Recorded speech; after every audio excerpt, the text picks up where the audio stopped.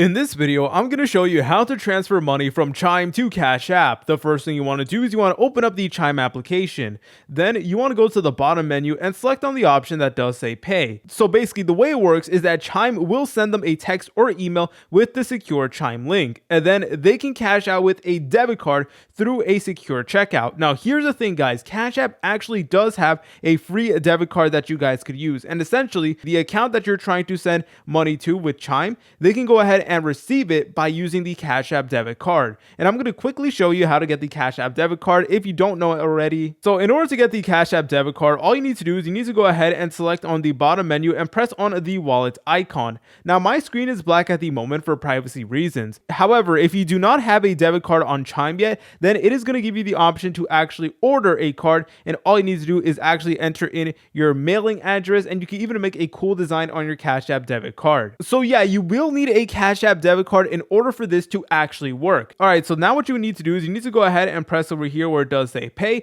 and then go ahead and search someone by their email or their phone number. So for this example, I'm going to be sending it to this email address, so go ahead and just press on to like so, and then you can go ahead and decide how much you want to pay this person. So this is completely up to you. And once you went ahead and decided on that, go ahead and press on play, go ahead and press on pay, and then you guys have an option to even include an emoji, which is honestly pretty cool. Then you can go ahead and press on continue, and then you can go ahead and press on pay. And essentially the recipient is going to receive an email or a text message basically allowing them to redeem this money using a debit card, and they can basically use the Cash App debit card information. If you guys found this video helpful, make sure to leave a like and subscribe. I'll see you in the next tutorial.